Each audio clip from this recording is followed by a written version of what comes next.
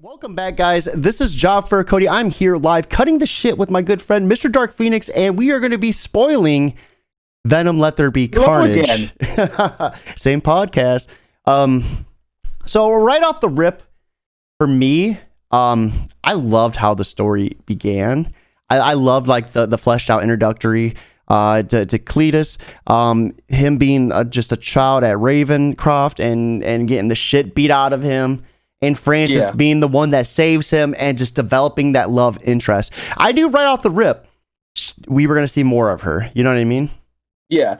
And it's actually funny because like throughout the whole movie, I was like, because like before anything even got revealed, I was like, oh shit, is it going to be like he busts his ass and risks everything to go see her and she's not going to feel the same way? Because I'm like, I'm going to be mad because then it's going to be like, damn. You might have to die for that. But it turns out she was always thinking about him. Like she was always like she always loved him and all of that. And then when they came together, it was like this whole big thing. And I was like, oh, thank goodness. Like I feel like the movie needed that versus like the other parts of things because like even like in the comics with Shriek's powers, it's like that makes her like kind of like awful for the symbiotes, but at the same time like. Carnage actually cares about Shriek. Not like right now because it's like, you know, the first part of it, but like eventually it's just like one of those like, oh crap, like what am I doing? When I realized her power, I was instantly like, well, either she's gonna use this against Carnage in the end or it's gonna fuck them both up. And like, I mean, you could just tell because that's what she does. Now for me though, let me ask you this, in the comics, does she have the fucked up eye? Think so, because when they were transporting her, I was left with a what the fuck moment when the dude shoots her in the face and then she's not just dead from it. Like, because that eye served no other purpose in the movie. I don't believe she didn't do anything special with the eye.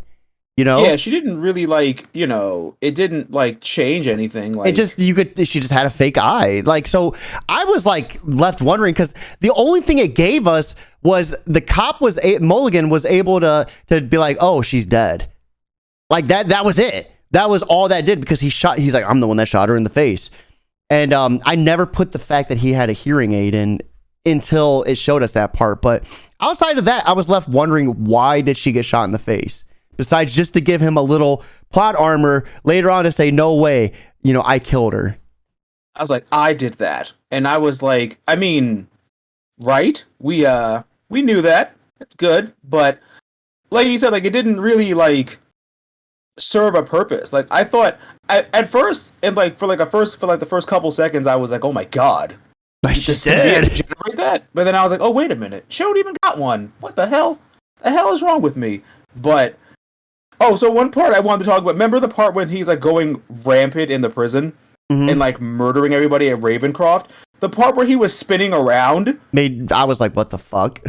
I was like, that needed to be a bloody moment. Like So what I'm trying to keep this. We'll get to that. We'll flesh it out on the way. So for me though, like after that, you know, we get the more fleshed out Eddie Brock take, and you know, that's right where I really started getting into it. I'm like, okay, you know, his life's living hell, and wants to meet him. I thought they were gonna talk. I thought this was it. You know, Venom's hyping him up, and then she has the ring, and I'm like, fuck. And at that moment, I'm like, ooh. Fuck. It was so funny. She showed her hand, and I was like, okay, you gotta hold this hand. Oh my god, that's a ring. I was like, bitch, why would you want to do this in person? You know he's heartbroken. Do it over text. I was like, no, that's a text. That's a text. So the thing was, though, I think she's just leading him on because she even was the way she was wording it. You know, Dan protects me. No, he doesn't. We see that throughout the whole entire fucking movie. It's not until the end does Dan grow a pair of balls. Yeah. But it's almost like she's doing this until Eddie's ready. You know, and I think we'll see them get together in a later installment. You know, if there is one. I'm almost led to believe that the Sony side of things is effectively done, or maybe effectively done after this. We might get one more, and that's it. I mean, I think that it's not. I feel like the Sony alone part is done, because a lot of people don't know like the behind the scenes stuff with like, contracts and things like that. But I do really think that Sony really had Marvel sign like a really big deal involving a lot of things, because at the end of the day, Sony and them interacting with Marvel is going to make them money. Yeah. And it's going to make them, because there's a lot of Spider-Man related things that we could use in the MCU as a whole, like Norman Osborn for like, being like the top one, because we still don't know who bought Stark Tower. So like we don't know what they're going to turn that into, whether it's going to be the Baxter Building or Oscorp is still completely up in the air. And I feel like the reason we haven't gotten that revealed is because I feel like Marvel really wants to do Oscorp or the Baxter Building. It's going to be a toss up. I wouldn't be surprised if we get Norman Osborn leading the Dark Avengers.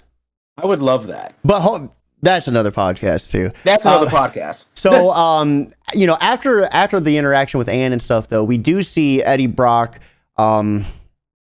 talk to Cletus, right? That's right about when he talks to Cletus, he gets the big scoop, and then right when you mentioned earlier, Venom takes a look and he's like, "Hey, idiot! Like, look inside his cell," and then memorizes everything. Now, this part is what kind of threw me off a little bit. This was like the stupid fun part where he like takes both markers and he's like, and draws everything out them super quick. And then he pretty much pinpoints the dead bodies. I thought that was really cool. I thought the way Venom worked like that was really cool. I was a little thrown off, like how, he was able to like fucking like jack into the internet and use the internet, like how Cletus was able to do it, like take his arm and just like jack into a laptop like that and get into like the dark web of shit. But I really it was really interesting to see how Cletus transformed after that, because he wasn't on the death sentence yet. But after the bodies were found, then he transformed into a completely different person, punching walls. And then that's when we seen him just fucking get insane with shit, dude. It's like when you're a kid and you start like discovering new things about yourself, and you're just like, oh my god, I could do these things. Like, what? And like that's also something like that I found, because I'm all for liberties if it puts the story forward, because that type of stuff, like, Venom being able to recreate all of that and do all of that does make sense. The symbiotes are actually pretty intelligent for the most part. And like when Carnage hacked into the internet, now is like, oh, so he data now. He can just watch out. Carnage is gonna do some stuff. But I get it, because they had to do that to push the story forward, because there would have been no other kind of story way for to have Cletus find out that she was there. I don't know. Maybe. But I just feel like it was like one of those like, oh, quick thing. I found out. Yeah. No, I get you.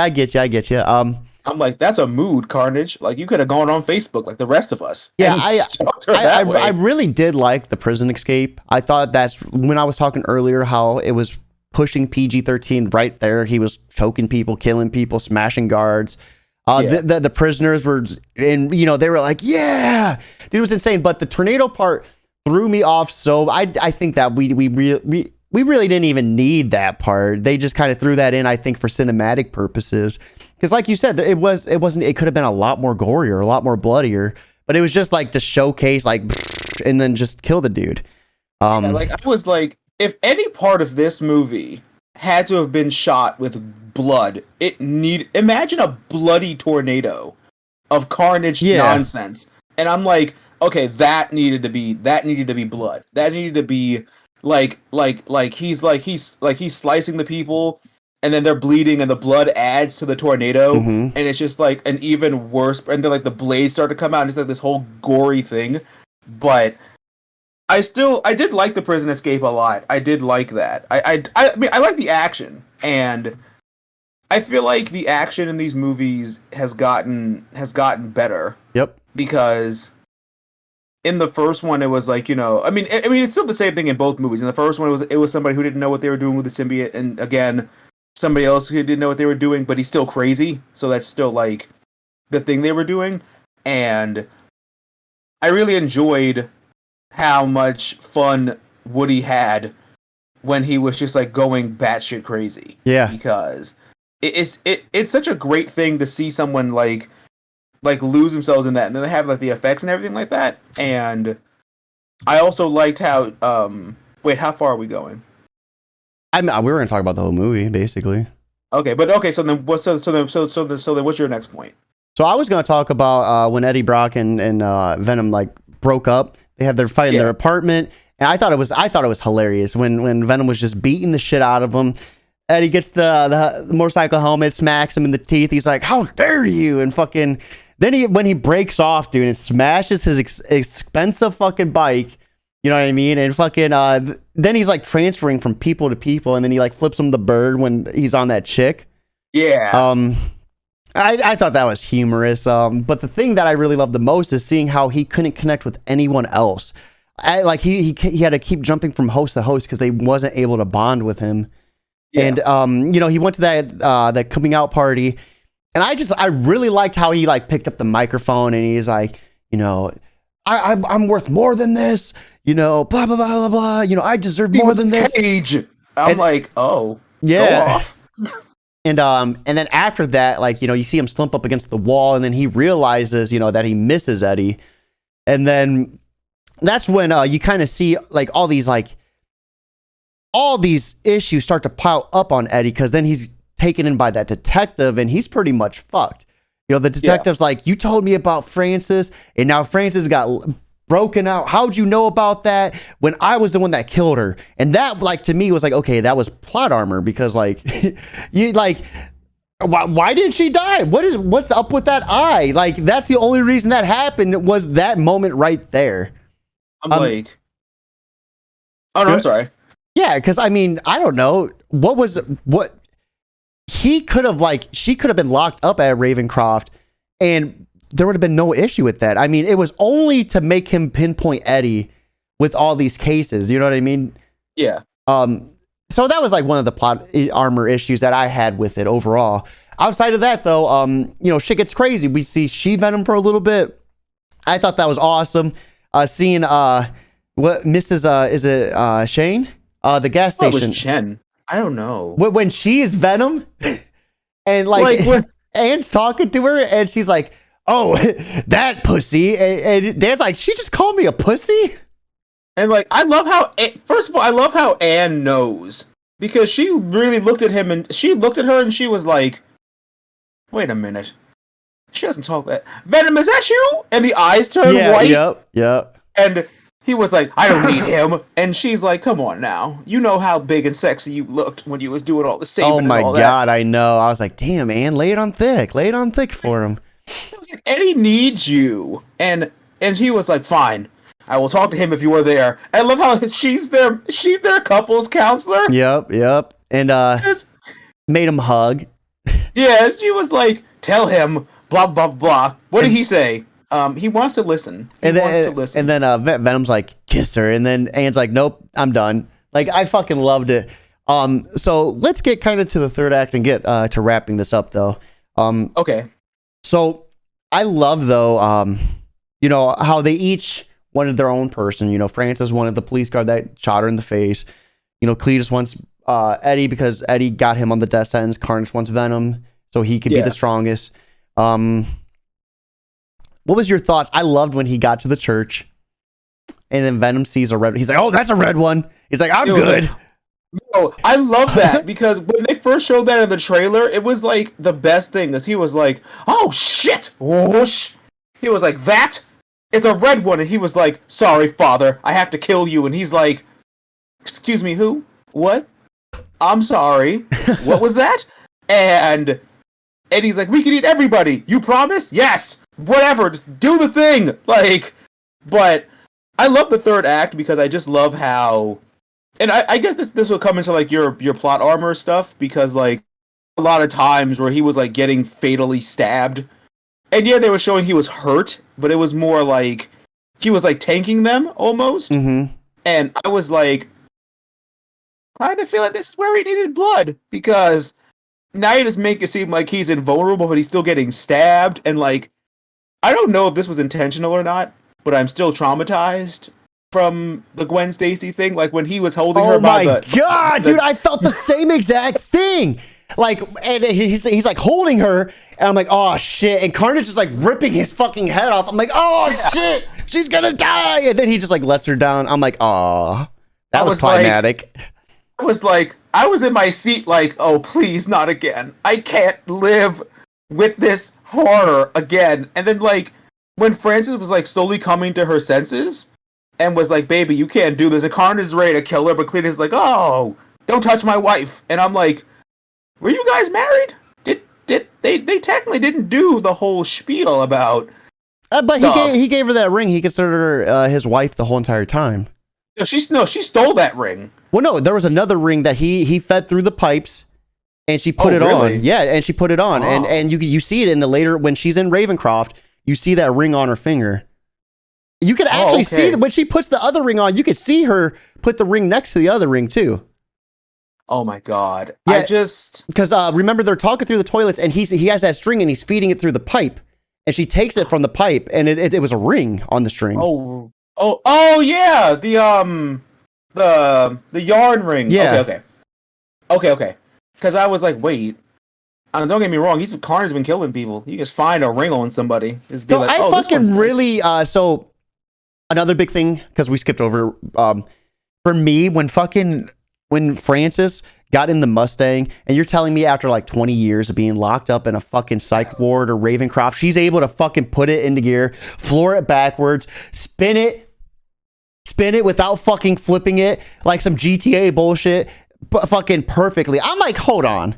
I'm up for fucking, liberties and shit being taken here, but there's no way that she's like in a 65, 67 Mustang, fucking flipping it backwards, in reverse, fucking 40 miles per hour, and then spinning it around perfectly after being locked up in a room.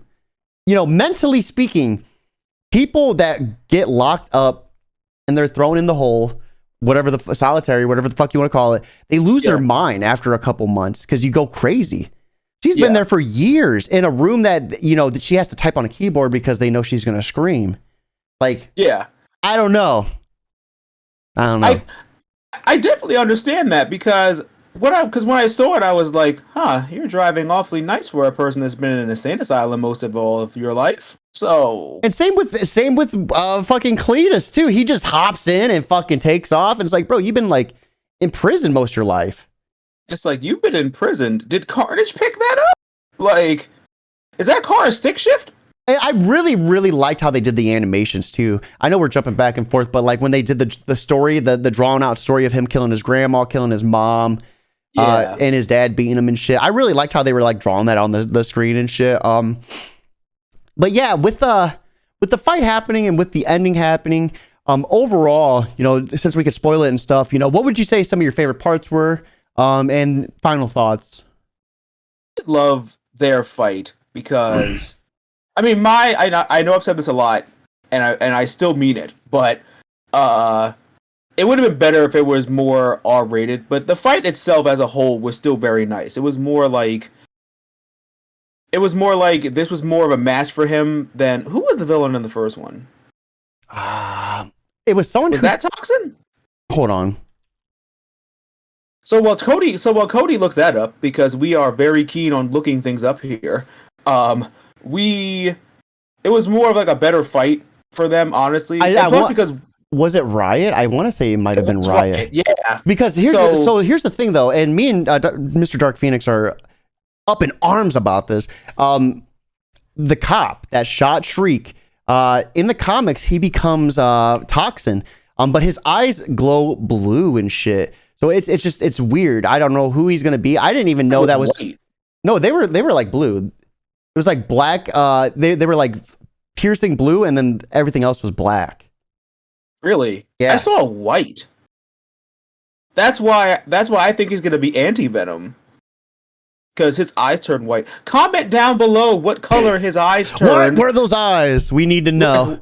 Tell us what the eyes were. But I did like the final fight. I did like how it was like, oh, snap. I'm like, but like, I would have preferred if they had kept her wanting to be evil. But then I get it. Like, you needed some kind of advantage to her, like, screaming and stuff, and you couldn't just have her doing it because... you're okay. So he thinks Shriek is alive. I'm almost certain after falling from the top of the chapel with a bell landing on her face, she's dead. The bell landed, like, on her. Like, it didn't land, like it perfectly landed, like, on her person. In a perfect world, that would happen. and she tried to scream to try to get it, like, you know, away from her. But that never did anything. Whether or not Carnage was able to pass on the symbiote to her is up in the air. Because if that's the case, then she's still alive. But if that isn't the case, then maybe she is dead. So, but my thing is, though, how come we aren't seeing that happen with anyone Eddie Brock comes in contact with? Like, why isn't Anne a she-Venom and he's Venom? Because they've been in contact like that before, right? Not convenience. You're right. You pick and choose when to use the things, because if that's the case, then like you said, Anne and all the other people Venom came in contact. Oh, actually, no, wait. It has to bond with you in order for you to get it. I mean, don't get me wrong. It'd be cool if Anne could become She-Venom on her own. That would just be funny, because then it would just be like, oh, snap. But I think they're trying to keep it contained, and we're going to put a pin in that for when we talk about the post-credit scene in a second. But... You know, speaking of that, let's go ahead and just do that, because we got to be wrapping this up here pretty soon. Okay. Okay, I'm sorry. Wait, I want to go first. I'm sorry. Yeah, go ahead. So when Venom talked to him and he's like, oh, you know, we have amassed a long period of life on different planets. That's all true. And then when he was like, do you want me to show you? And he was like, yeah, I swear to you, in my mind, I was like, please don't tease Null, the god of the symbiotes. So I think he only gave him a glimpse because he said it would fry his mind, right? Yeah, but we never got the glimpse of what that was. You're right. Then like that thing happened, and then poof, and my dumbass, I was afraid because my friend's like, can the symbiotes do that? And I'm like, no. Why are they traveling through the fucking the multiverse and shit? But then when we hear J. Jonah Jameson, me and my friend were like, oh shit. And then we saw Tom Spider-Man and Venom lick the screen. I was like, same. Dude. That is me. That is me. That is also a whole mood. Venom and I are the same person. So oh, hold on. Of course, right at this end, my headphones would die. Oh my god. And you had the PS5 headphones. Yeah. Which, well, they're still alive, but they're going to die soon. So for me, at that moment when the blink happened and I seen this environment change, I was in the theater and I was like, Spider-Man! And it was like quiet. I was like, shit, I hope I'm right, because everyone's going to call me a fucking idiot now.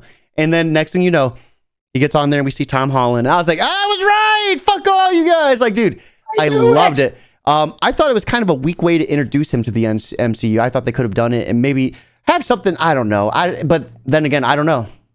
I don't know how I would have done it. For me, I would have done this one of two ways, and both ways involve two different Spider-Men. Like, I would have done, because I would have plopped Venom into the MCU, but now I feel like this is going to give people impossible expectations, because now people are going to start to wonder and think if Venom's going to be in No Way Home. So I'm thinking we might not get the other two Spider-Men. We might get Venom in No Way Home. God. That would be so...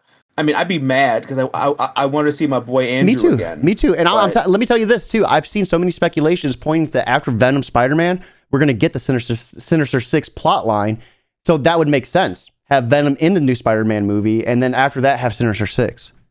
Right, because with a lot of the things Marvel has been doing lately, with like the multiverse and variants and all that stuff, it just seems like, because when they killed Cletus at the end, I feel like they're gonna introduce the multiverse, obviously, and then there's gonna be a Cletus Cassidy in the MCU, but it could still be Woody Harrelson, or who I would hope, if they consider it, Cameron Monaghan.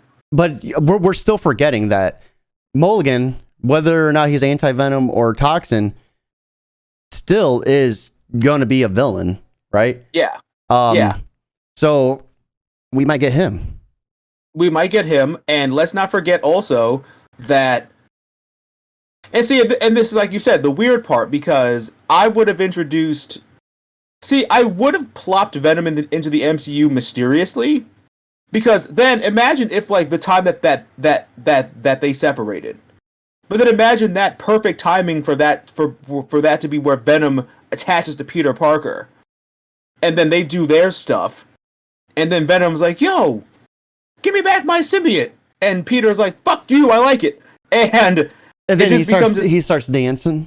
Yeah, they start doing the emo dance, and personally for me, I would have and this is like a No Way Home theory that I have that I hope happens, but it might not happen now because now Venom's in the MCU. But I would have done this where Eddie and Venom are like walking down the street. This is after No Way Home, right? Mm-hmm. Andrew's walking down the street, and a guy in a hoodie bumps into him. And he's like, "Yo, dude, I'm walking here." You know, like New York shit. Like, I'm walking here.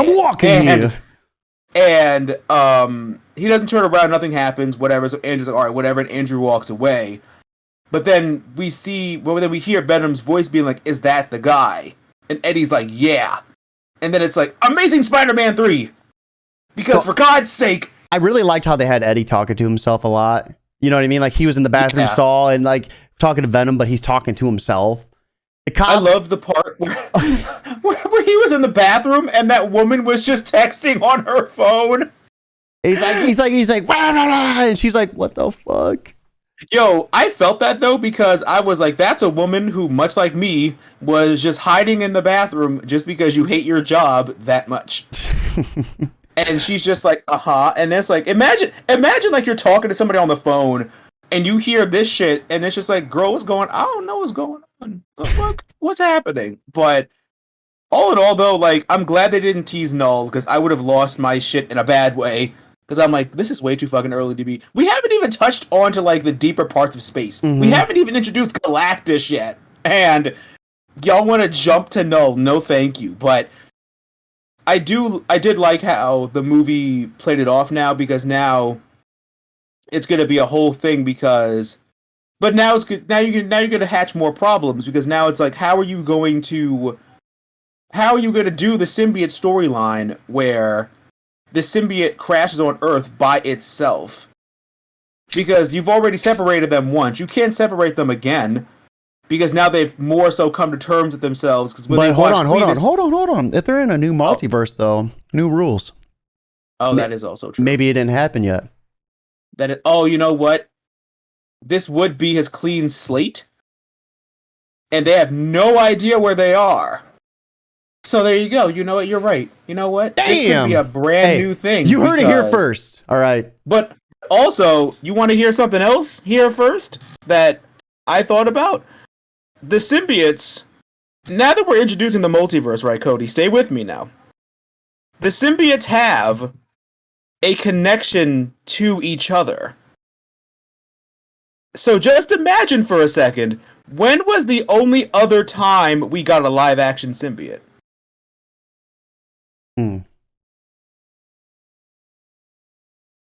Foreman in Spider-Man 3. And imagine if somehow through the multiverse, Tom Hardy and Venom know about the other one from Spider-Man 3, and they're just like, oh my god. Wouldn't that be wild? I want to tell you right now, I could already think about Venom's dialogue, because I feel like Venom and I would say the same shit. Like, they'd be like, wow, look at that one. Venom's like, he's so skinny. Why? Who's gonna be afraid of him? And and Eddie's like, come on now, he don't behave. He's skinny, you know he is. And Venom's like, I want that twink obliterated, which is like what all of Spider-Man's villains say about him, because I feel like they all have the same mode of thinking. Mm-hmm. But all in all, though, like, I did very much enjoy the movie. I thought the hour and a half runtime didn't hurt it. It actually helped it a lot, because, like I said, like, if the movie would have been R-rated from the jump, then you could have added the extra half hour of, like, Cletus's murderous backstory and, more blood and gore and things like that. But I do prefer when movies are straight to the point on things. Like, if you don't have if you don't know what you're doing and you don't have the time, then don't waste it. Just keep it singular, keep it quick, short and sweet. You know, the movie accomplished everything it wanted to do. You know, and I feel like with them expressing their, you know, closeness and their bond and their love for each other, it may or may not be more heartbreaking when they eventually do separate again, and he latches on to Peter, and then he's like, damn, I like this one. But although, are you ready for the free marketing for MCU Spider-Man versus Venom? Yeah, dude, that's gonna be wild. It's gonna be wild. Literally Tom H versus Tom H. Yeah. That's your movie. Like, Tom H versus Tom H. And I'm like, somehow stick Tom Hiddleston in here. I don't care how. But the Tom H movie extravaganza. But I did enjoy the movie a lot. I feel like I want to see it again, and I definitely will get it on 4K when it eventually does come out. I got you. I would still recommend people see it. A lot of people are like on the fence about it, and I'm like, listen, it's a good, solid movie, and it gives you what you want, and it gives you some elements of what you need, with a lot of like really cool action in there. And if I'm gonna talk off a point for anything, I'm like, the fact that it wasn't R-rated, that's one. So, and the fact that, you know, it kind of goes hand in hand with what I said before. Like, if it was already, we would have gotten more, but I would still definitely give it like a solid, like, I want to say 8. Yeah, I would say for me, I would probably give it a 7.5 to 8. Yeah, I was leaning towards that too. You know, I think you pretty much hit the head on all the nails. I probably fucked that saying up, but whatever, we're close, you know. It's fine. We made it. You know, I have a lot of hope for the MCU with Venom, but with that being said, guys, that is our spoiler take on Let There Be Carnage. I, unfortunately, have to be getting off and getting ready for work here pretty soon. So, as always, big shout out to Mr. Dark Phoenix for cutting the shit with us about Venom, Let There Be Carnage, and stay tuned. These will be dropping tomorrow because of the 24-hour wait time with Twitch. And we look forward to doing more cutting the shit episodes about various topics. So, if you guys are interested, be sure to leave a comment down below what you guys want to hear me talk about next. Thank you all so much, and always remember that through good times and bad times, remember to geek out and enjoy your lives, and we'll catch you guys next time for another great video. Hey, Mom, I love you, by the way. Sorry we're hopping off right when you are hopping on. I love you, Mom, too. Maybe I'll shoot you a message, though, okay? Let me go ahead. I'm going to find someone to throw a little small raid to. I don't ever like wasting the raid, you know what I mean? Are we on Twitch? Yeah. Oh, snap. I didn't even know I had 4 people watching me. Love you all. Go ahead. Hi, Liv. I love you so damn much. I didn't know you were streaming. I don't know if Liv's on. She's working. Because I was like, damn. I could have had a tab open. Oh, you're all good. You're all good. So we're gonna be rating my good friend Mr. Green Elite, who is playing New World. Let's get to it, boys. No, I feel bad. Hi, Cody's mom. I didn't know you were on Twitter. I thought you were on Facebook. Dude, you're all good. You're good. Now I feel bad. You should. You should. I know, right?